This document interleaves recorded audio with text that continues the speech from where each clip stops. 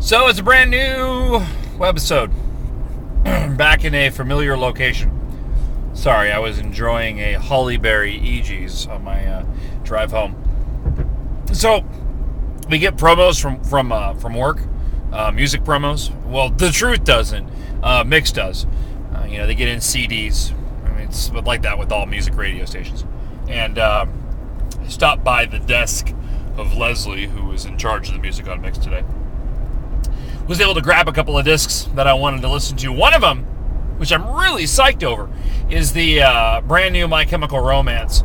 Much like movies, I don't recommend music, simply because tastes in movies and music is so drastically different between people that I don't ever recommend it. However, I'm halfway through their new album, Danger Days, and it's really, really good. Now, again, I'm not recommending it. I'm just saying, me personally, I like it. They've changed up their style a lot. And I am going to get to a relevant point here in just a second.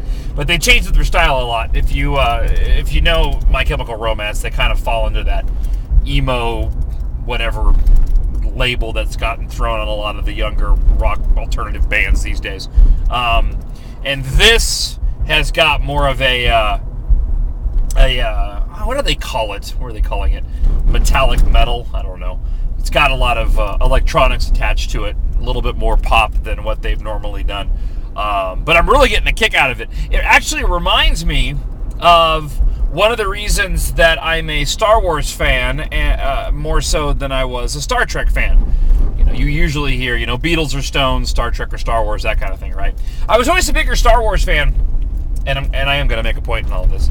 I was always a bigger Star Wars fan than I was a Star Trek fan, because I really liked what George Lucas did in the original trilogy in creating what I think he even called was sort of a used universe, where it was all new to you and I, and it all seemed futuristic, even though it took place a long time ago in a galaxy far, far away.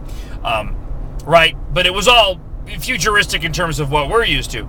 But it was all used. It was a worn universe. It wasn't sleek and shiny, which is, I think, what really differentiated the Star Wars universe out from a lot of the typical sci-fi fare of the time, in that it actually took a very sort of real-world approach to this is what it would look like if this were happening a long time ago in a galaxy far, far away. They really actually had X-Wing fighters, but they weren't clean and sleek. They were dirty and dingy because it was a used universe.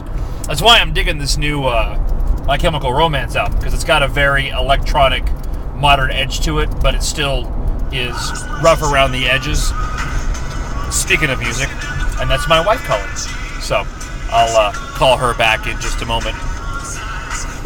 Speaking of electronic music. So anyways, I just thought I'd talk about something different. Very rarely that I get to listen to new music these days. So I was really, really jazzed to get my hands on this. And it's one of the albums that I'm only like 6 tracks in, and every single one I'm really getting a kick out of. It's got really good visuals with it, too. Nothing political today. I talked enough politics this morning. I thought I'd talk music that you probably won't like, and movies. So I think I'm getting geared up to disengaging from the show for a little while, because we're heading to Disneyland tomorrow after the show. Well, today, Thursday. I want to mention, too, this is kind of fun. I'm doing 2 more fill-ins. I think I mentioned it yesterday. I'm doing 2 fill-ins for Roger Hedgecock in a syndicated show next week, and then I'm actually doing some fill-ins for the afternoon show, Mac and Gatos at KTAR, the FM talk station in Phoenix, Christmas week, and then I think the New Year's Eve I'm doing one too. So busy, but I like it's fun doing other people's shows. Less pressure too. So anyway, thanks for watching. Hope you enjoyed it. I'm gonna go back to listening to my album. Actually, I'm gonna call Melinda back first. So talk to you later. Bye.